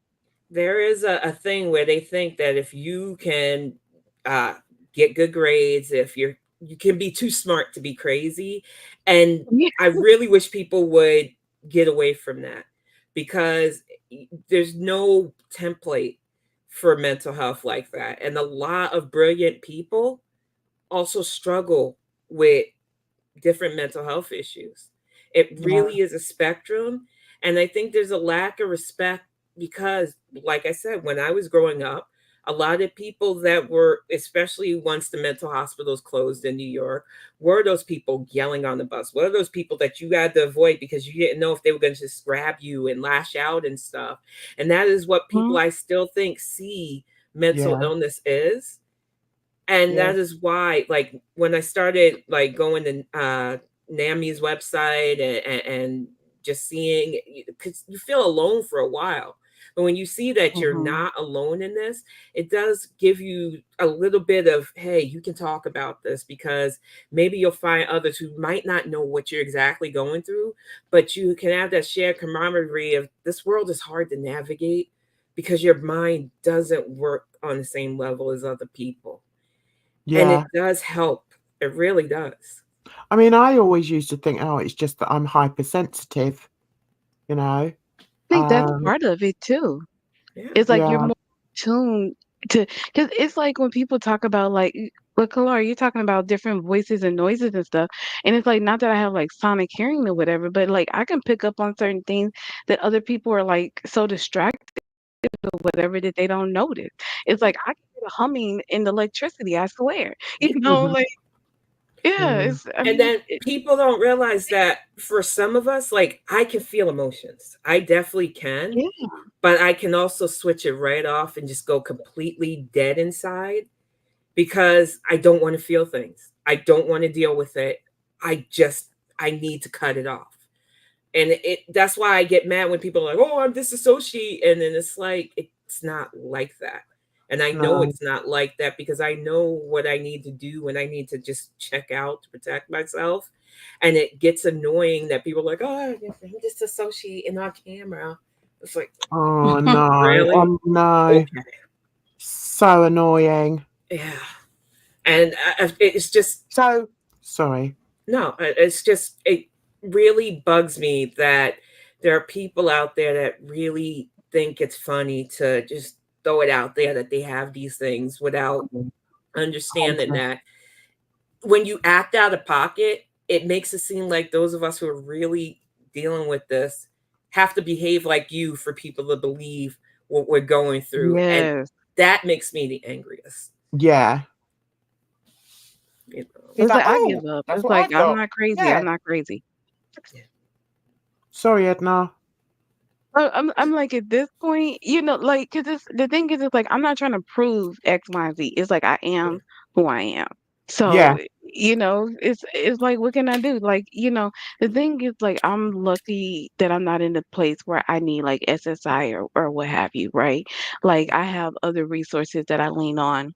Mm-hmm. I have family and friends. I don't need it, so and I mean, but that's how it's always been. So it's like when the pandemic happened, it's like, oh, everybody go to a therapist, whatever. And I realizing that those resources weren't really there in the way that they're presented, it's like, okay, I'll just go back to It's what I used to do. it's funny because I saw something, yeah, and I do acknowledge what you're saying there, darling. And I also acknowledge the fact that I think you actually suffered in the pandemic, didn't you? No, I thrived. Oh, okay. Okay, I got that wrong again. No, That dude was look, like, I have to caught deal with up on my people. no, I caught up on my 401k. Like I was lucky that I was able to work with a family business where, and it was funny because she feeds like the neighborhood cats. So it'd just be me working in this whole building by myself, going out a couple of days or a couple of times a day, playing with the cats. I was You loved chilling, it. working like 2 jobs. Yeah. Mhm. I remember Bridget saying something on Twitter. I love my Uh-huh. Bridget on Twitter. Bridget is the queen of Twitter. Anyway, I put that out there. But I remember Bridget saying about how she, how she went through the pandemic and lockdowns and everything. And I thought, do you know what? I was the same. Mhm. It really didn't bother me. And I remember my Mhm. kids used to phone up and say, "Are you all right, Mum?" And I'd be like, "Yeah, I'm hunky-dory." My psychiatrist was so pissed because she had me literally, the thing she wanted me to do is at least once a month, and she was going to try to increment it, get out in social stuff. And then when COVID became a thing, Mhm. oh my goodness, sorry, I'll come out to see you still, but I'm not doing that socializing thing. Mhm. It was like brand new day. I was just like, yes, I can stay in my house. Yes, I don't have to deal with people. I was excited because I finally had that excuse to just shut in and not Yeah. deal with the world on a daily basis. That I think a lot of people, they can't handle that because most people are social. But when you don't want to deal with society as it is, it wasn't a blessing by no means because it was rough. But Yeah. for me, it gave me that I don't have to deal with this energy. And then Yeah. when we moved out Mhm. here, it's even better because even though I can go outside now, I still don't have to deal with people. And outside is Yeah. not so scary anymore. It's not, I'm going to run into this person and they're going to want to small talk me to death. Or I'm going to run into this person and they're going to say something that makes me, the crazy eyes start. Yeah. I like seclusion and solitude. I really I do. I mean, there's times I've gone out and when I know that I'm not in a good space, and I'll put on my Beats, my Yeah. headphones, so that everyone knows I'm wearing them, and The then I turn sunglasses. the music up, and then I put my mask on, and just leave me alone. I'm out here Mhm. because I need to be out here, but just don't. No, Right. but listen, there's always that person. Like you have your headphones on, and there's always that person that starts talking to you, and you got to move your headset and be like, "Huh?" And then they just start talking. You're like, "Ugh." I know. I actually saw something that was like, oh, like advice on guys picking up girls. And I'm like, yeah, if you see a guy or a girl along like with a book at the park or whatever, go Oh, say I hi, hate it. ask her what she's reading. Mm-mm, I'm like, mm-mm. what the F? I I would be livid if somebody comes up to me while I'm One of the worst things you can do when I got a book in my hand because I get pulled into the story is just come reading. up and start talking because I normally put earbuds in too so that I could tune the world out even more. And you Yeah. always get that one person, hey, how you like the weather and stuff? It's like I liked it better when you weren't sitting next to me. Why are you bothering me? This is my space. Go away. I'm the same. And like if I've got my headphones on, I really get the hump with myself that I've actually got to go to the counter and pay for whatever it is because I'm like, oh damn, I've got to take off the headphones now. Yeah. Just that short time, it's like, no, I just I mean, I don't think I'm a, sociopath. I don't think I am. It's just that I have a very low tolerance of people. I do. I can't help it, especially strangers. Oh, But generally, people. I must say hi to King Lo, also Lisa and Mary. Join hello. in the conversation. It's quite interesting because One we're all sort of Yeah, one of the things I also think that people discount is navigating this world as women too, or even female yeah, presenting, because we do still have a society that they'll blame somebody when they're attacked. They don't. When we were growing up, catcalling was so normal; it was just annoying, and they yeah, don't understand that invading our personal space is not okay because they Mhm. think they're entitled to invade our personal space. We're the fairer gender and all of that bullshit. And That's it true. does give you anxiety too when a stranger approaches you, because it's like, why? No, I don't want this. Please leave me alone, sir. We're good. I don't want to have this conversation. Then you get called, oh, you got a nasty attitude. I didn't want you anyway. You're a B. You're that. And it's like, Oh no. I just rather not deal with it. I'd rather not deal with it at all. It's exhausting. Yeah. So King Lo says, I agree about being female presenting. Yeah. It doesn't matter how you identify. To many people, it depends on how you look. Exactly. Yeah. I remember back in the day, you know, when you used to walk past the building sites and you'd get all the whistles and everything, and I'd be like, oh, you know, you'd actually go out of your way to avoid walking past a group of men, because it's like, you know, it doesn't make you feel good about yourself. I mean, I don't know why you're doing it. It's like, what are you meant to go? Oh, thanks for that. Yeah, I didn't realize I look so good today. Do you know what I mean? It's like, on top of that, even if you did respond, whether it was positive or negative, then you have a chance, especially in New York, of one of them getting too happy about it and following you. And it's just like, no, I headphones on, head down, keep going. Cause that happened to me today. I was walking home and I see this guy walking, he like crossed the street and he kind of positioned himself so he could like catch up to me and say something. He's like, "Oh, you look nice today." I'm like, "Hey," and I just book it right, and I'm kind of like stepping up too, and he's like, "You look good today." I'm like, "Thank you, bye," and that kind of and I holler went to at my you nonsense. It's like, no, you can't. I wasn't even getting that far. I'm like, "I heard you, sir. I'm on my way." And I get in my building and like I have security. I'm like, "I think that guy's following me." And she's like, "He lives here." I'm like, "Oh." Oh The thing is, it's no. like you're always on edge because you never know who's gonna be the crazy. Yeah.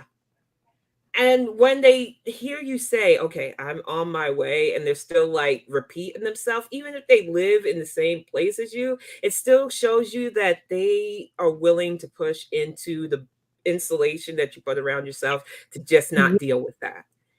Yeah. And And it's it's like that they lack don't of realize respect. that if Yeah.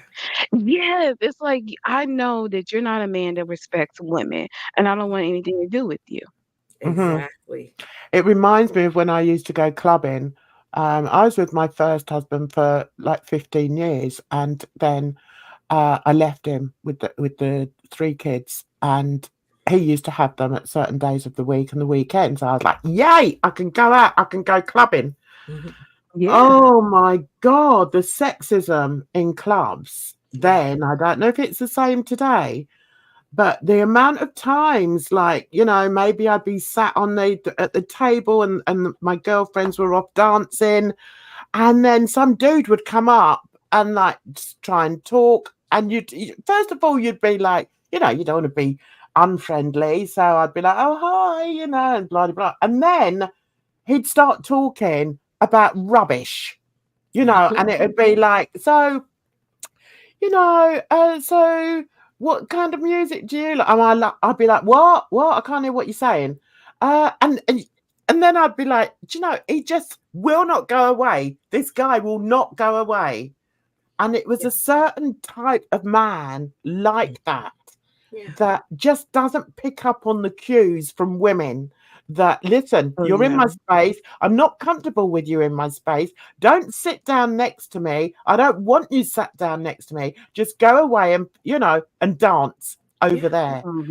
And they like to flip the script too. They'll get really angry, like, "Oh, you think you're too good to talk to me?" It's like, I just want to enjoy the music. What the stop? Yeah, it's like they feel entitled to your energy, to your conversation, to your, and it's like, sir, just because you're here doesn't mean I want to talk to you. I want to be with you, whatever. It's like, this is not about you. Yeah. The clubs in Florida were just like that. Not all of them, because I went to some good dance halls where it was just people that look like me. And it's not like I'm saying that it can only happen there where you just danced and you had fun and it felt a little bit more safer. But general clubs, you always had that one dude that I guess he thought, well, she's a lady, she looks lonely, let me go over there and see. And it's like, I'm good, dude. I'm really good. Just go dance. This is a good song. Go, please. I'm already feeling anxious. I just want to be here because my homegirls that I work with said this would be fun. It's really not fun, but I don't want to be the killjoy. So please just let me be. I just want to sit here and wait till they say they're ready to go home and hope that they don't hook up with somebody and I have to find my own way back. Because that was the reality back then too. I'm just like, I know I gave off that vibe that I don't want to be bothered. For some reason in this world, people want to bother you more. You don't want to be bothered. Yeah, but there's being bothered, and there's these type of people that just don't pick up on the cues. Yeah. It's like I used to go carnival, right? We have a carnival over in London called Notting Hill Carnival, and it's a celebration of Jamaicans really, and also Africans. But over the years, we've got more and more groups of people that have come. Like there's quite a big gay presence and trans presence, and everyone just sings and dances, and it's a fabulous time. I remember years ago when my daughter was about maybe 16, 17, and she was like, Mum, can I come to carnival with you one day? And I was like, oh, I don't know, because the thing is, you had to get used to strange men coming up to you and wanting to dance, right? Yeah. That's carnival, okay? And I thought, she's got such a stroppy look about her, she's going to upset somebody. So I said, so if a man comes up to you and, is dancing away with you, then just smile. Please just smile.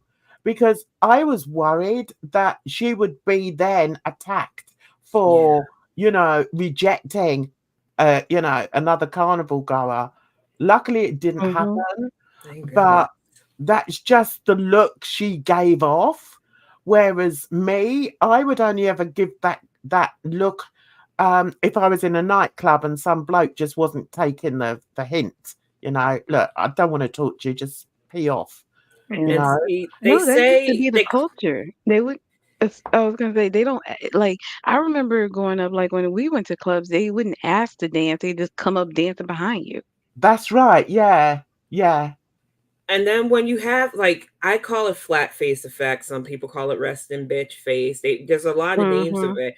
I can smile. I have to often make my brain say this is funny to register it smile. But for every picture I take, like if I do a selfie, I have to take several because I'll catch it because I don't feel smiles the same way people feel smiles. It's harder for me to express that. And I often used to get pictures when I would put them on Twitter where I wasn't smiling. I was happy to take the picture, but they were like, it would have been a better picture if you smiled. And it was like, I thought I was. Flat face effect really does affect people. And it really does get annoying when you have to keep explaining it over and over that I'm not mad at you. Because apparently I mean mug it a lot around here. I'm just in my head. And I don't wear emotions like that. Yeah. I think some people just aren't. I think some people just aren't like big smilers. Like I remember, who was it? Beyonce's mom, Tina Knowles. She said something once about, not wanting to be like super cheesy in pictures. And like I have a friend who she smiles in her pictures, but it's like it's not that, oh, I'm having a time of my life kind of, she just looks pleasant. And it's not just the damage, because like I said, I show this because I know what I did to myself, and I am not ashamed of what I did to myself. It is just, even when my teeth were intact, it was really hard for me to smile. A lot of times I had that grin when I was a kid taking the school pictures, and it looked more like I was grimacing because smiling was hard. It really was. That's really interesting. My mom used to get so pissed at the school pictures too, because she was like, why didn't you just give us a nice big smile? I was like, I'm sorry. I tried. But Oh, I think that's part of being neurodivergent. It's like things that come naturally to others, you do have to practice. Like you have to practice talking sometimes. You have to practice this, that, and other. I remember I was watching this girl who was like, I learned how to talk at 21. And I'm like, what in the hell? And it wasn't until like after the pandemic, like I turned 35 and I'm like, oh, now I get it. And it was just like something clicked where I feel like my brain fully developed where I'm like, oh, okay.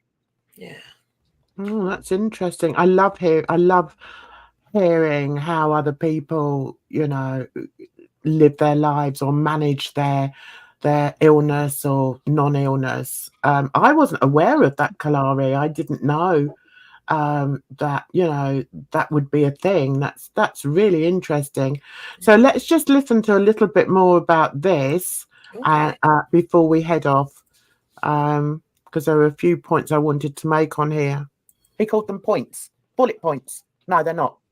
That shows me that he's actually been just Googling it. He's been Googling it. So he's like, oh, that's what I've got. Yeah, that's what Mr. Google says. Mr. Google says that I've got BPD. And if I've got BPD, I must act in such and such a way. Doesn't quite work like that. Doesn't quite work like that, Next. I got a scar going from here to here, here to here, here. I got one on the inside of my leg. Again, this I find very offensive. This I find damaging. I have BPD. I don't self-harm. I know other people that have BPD who do self-harm.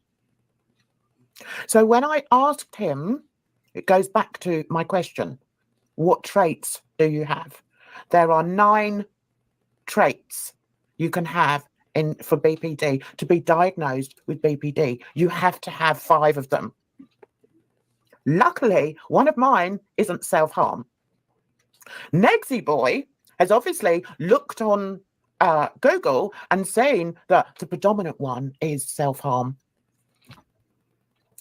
And I'm not saying he hasn't self-harmed, but because he does self-harm or he has self-harmed doesn't mean that he has BPD. So stop stigmatizing it. There's enough stigma out there. If I say I've got BPD, people think I'm a lunatic, but in the worst possible way. People think that I'm going to start running around knifing people and all the rest of it. No. And when we get later on in the video, I will explain it a bit more. But that was one of the reasons I asked what his 5 traits were. Sorry, I didn't realize I kept going on about the traits. But the point I was trying to make is that, like you said at the very beginning, Kalari, when you see somebody who is, I can't think of another word, who is saying that, you know, they're suffering with a mental illness and you feel that that's a lie, you know, don't, it's so insulting. And it's like, I at the top here, I must have been in the chat and I put something like, I'm getting triggered because I know he is full of BS. Now, I wouldn't say that unless I was 100% sure that he was talking BS. Yeah. And I stand by that and it triggers me. Well, that was why I called out Boogie, because he literally, he fucks with me so badly with his antics, because you don't use your trauma to get famous. That is something that really is one of the things I don't like about the digital age, because so many people have made their names off of, I'm a victim, pity me. And it's like, that's not good. But then he started throwing out, oh, I'm disassociating too. And it was just like, do they all go from the same playbook? Yeah. This is not okay. People are really going to believe that people with these serious mental health issues will go around faking cancer and other stuff. And it was just like, oh, they're setting stuff back for so many of us. Yeah. Yeah. I had to learn that too. Where I remember talking to a friend. They were like, "But Edna, you can't say that."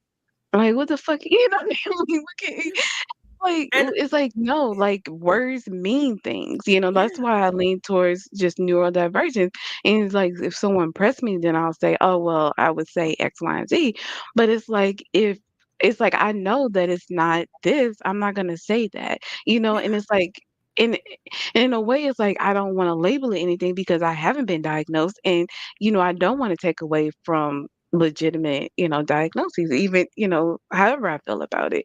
And so I think that's very valid. One of the things I tell people is while I will never say there's nothing wrong with any of, I hate using locales now because they've made it popular and it's just like, no, it was made to make fun of you. And now y'all are taking that title. It's just a mess.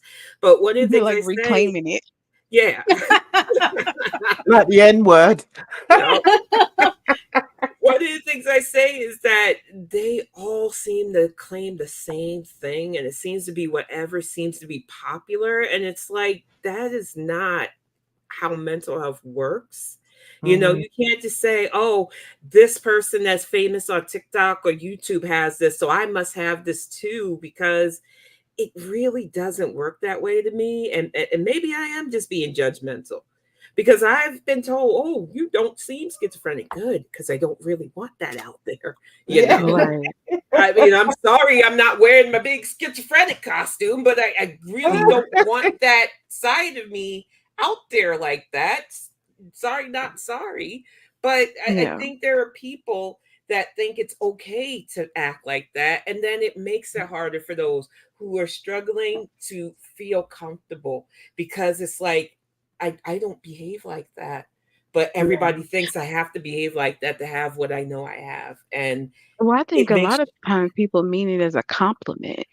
You mm, know, they're like, "Oh, I don't see that on you, so don't claim it. Don't say you're this or that because, you know, you don't want to put that." And it's like, "No, I am this or that." And like taking hold of it and remember that is why you don't see it. Is because I take that into account. I thank God every day there was no YouTube during the worst of us because in my late 20s, when the nervous breakdowns happened, if I had had a YouTube channel, I would have been easily manipulated, easily exploited because I did not want to do the work to take care of my mental health at all. I was just in complete denial. I did not want to deal with anyone or anything. And if I had had a channel back then or a way to act out of pocket for views, Mm-hmm. and that's what I feel is a bad thing sometimes about this platform is that there are Oh, yeah. people that really do have these issues that they get a super chat for it. The more out of pocket they act. So they have that incentive to not get true help and to indulge in things that make it even worse. And Yeah, I feel like that's what it's race dangerous. is. Yeah. It's like, you know, it's and that's why I was so upset. Like the first time I heard MASH just like what do they call it now? What do the kids call it? Crash out Yeah. on Hannibal's channel. And I know they talked about it and they cleared it, so I won't get into that. But it's like, No, get into it. Okay, no, Friday, Friday. well, no, yeah, this is not Drama Friday, but it's so. What do I want to say about that? It's just a point that, you know, it's like we shouldn't get entertainment and joy out of somebody suffering or somebody going through it. And I get Exactly. like like that's part of the panel in a sense, but it shouldn't be highlighted. You know, so Yeah. that's what we're the wrong way. It's like let's help protect each other in that sense. Yeah. Well, I Especially when mean, somebody's going through it. yeah, that's a good place to stop actually, because I think I want to sort of extend this to a certain degree onto Drama Friday because of recent things that have been happening. Yeah. I wasn't going to bring it to Wellness Wednesday, No. but I just want you all to know that we will be addressing certain things that have been happening. I do not want my guest and panelist, Kalari, to feel in any way um, exploited or um, Uncomfortable. And I get it. It uncomfortable with I'm it. But I'm gonna I be have a honest. lot to say about it, Kalari, and I will speak up about it, the same as I'm sure Bridget and Edna will. Bridget did a wonderful video. Yes, you do. Yes. And I am I think people think that I'm out there like looking for my name, and I actively try to avoid it now, because even when it's something nice, like when Garlic did that video for me, there was so much negative too that Yeah. came from it, and it's just people being nasty. So Yeah. whenever somebody puts me in the title and I'm not like, I don't know what's going to happen, my first instinct is I need to avoid this. It's going to be bad. Yeah. And So, Bridget, I thank you want so you much to for know. reaching out and saying it's not bad. Can you just please watch it? Because I think you knew that's how I am. I Yeah. see my name, I'm thinking, oh God, I did Because something like wrong it would, again. because what I pictured is, oh, she's gonna see her name in the title and be like, okay, here's another one coming out. Mhm. I That's really the thing. thought I I feel like fucked it's a up, and very I was fair like, take. I don't even know what I did wrong, so I No. wanted to avoid it. I really Listen, girlie, you did nothing wrong. Okay? You did nothing wrong. All right? Trust me. And no, listen, honey, I saw you for who you were the first time I saw you. Okay? I am the most genuine person. And these two girls that come on my panel are genuine. Okay? So just ride the storm, sweetie. But we are here. All right? And Bridge, that video you did today, well done, darling. Thank Well you done. so much, because I know I can be long-winded, and the fact that you even took the energy to do that, you don't know me from anything, and the people that I thought maybe knew me a little bit better wouldn't even do half of what you did. So I really do appreciate it. You know, It's just so that you know that there are genuine people out here, contrary to what other people say about us. Yep. You know, we are genuine and we will look out for you. If you ever want to talk to any of us, okay, in DMs, I'm sure you can DM with Bridge. You can DM with me on Twitter. and I I'm think here. Edna too. I'm on Yeah. IG. Yeah. Oh, you know. Yeah. Okay. So, I don't have an Instagram. I'm old. Okay. I don't like remembering passwords. is there anything you wanted to say, girlies, before we round up? Yes. Get your voting plan together. Already I already voted. voted. I already voted. Already. Ballot Okay, signed, that's sealed, what I'm delivered. talking about. Yeah. We can't start until next week, but you know, like you can in my area you can go to like different designated areas to what do they call it? Absentee vote. Yep. So you don't have to worry about GMAC voting on Cash Tuesday here and in all that. Michigan just put out a video about get out to vote too, because we had early Good. stuff since last week, and a lot of people are taking it seriously. But I want to thank you. Just made me feel I want to say that comfortable. people need to watch Kalari's videos about politics too, because then like she was talking about people, I was like, oh, they cool. Like she started talking about Bernie. I was like, wait a minute, Bernie. And then with the board lady, what's her name? With the whiteboard all the time. Oh, that Katie something. Yeah, Katie Porter. I was like, what her too?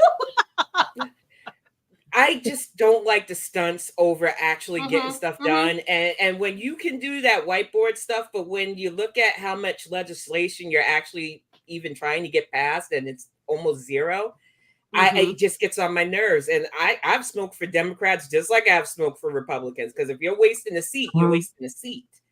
You know, I think that people make the mistake of thinking that Black people aren't informed with politics, and it's a matter of survival to be informed. And I would rather have a representative and a senator and anybody at the top that actually listens, even if they can't fix everything, because nobody can fix everything. I'd rather have somebody that is at least doing the job.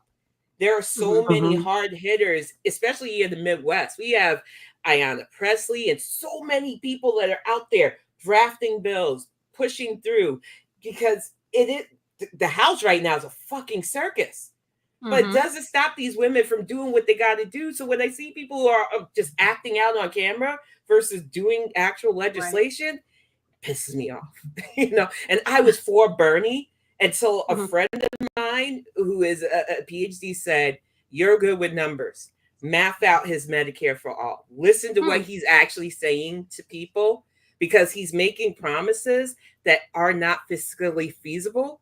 And it was like, wow, you were right. And then I But are we started taking listening into more. account the foreign policy though? Because they say that they don't have the money and they want to cut the social program, but the spending isn't coming from the social program. It's coming from them printing dollar. Hold on, let me calm down. Yeah. But it's You also know, teaching generations that demanding stuff will just get it, and that you don't have to put stuff in, and that you can just get stuff free. And it's like, well, who's going to do the work if you get that for free? it's not for free. They tax us out the wazoo. We pay like 40% in taxes. It's ridiculous. And what do we see for our money? I saw somebody in another country talking about the hurricane, like the video she saw on social media about the hurricanes, and she was like dumbfounded that the government wasn't doing anything for these people.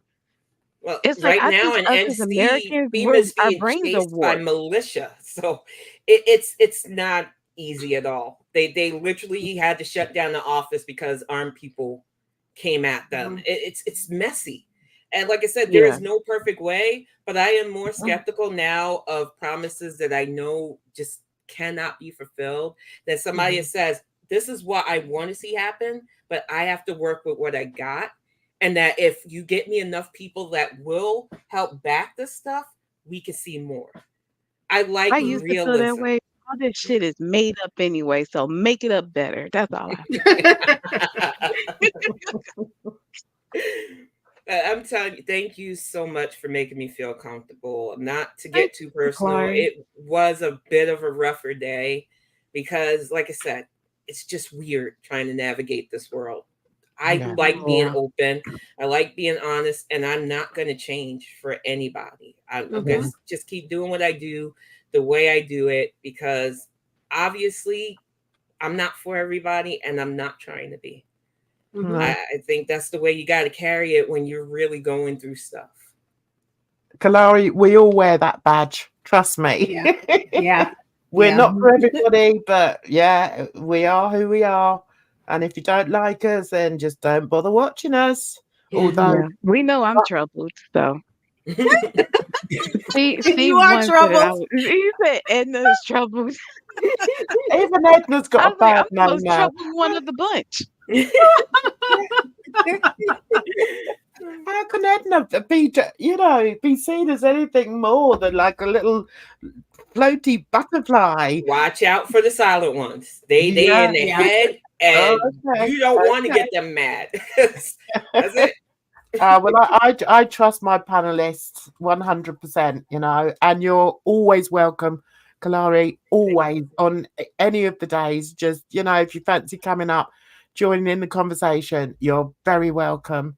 Thank you. So I want to say thank you to my girls for coming up and my wonderful guest. And hopefully, don't be a stranger, girlie. Come up Friday. Yeah, we're going to address a few things. All right. So, in the meantime, you take care of yourselves, because trust me, it's a rotten old world. So until the next time, bye-bye for now.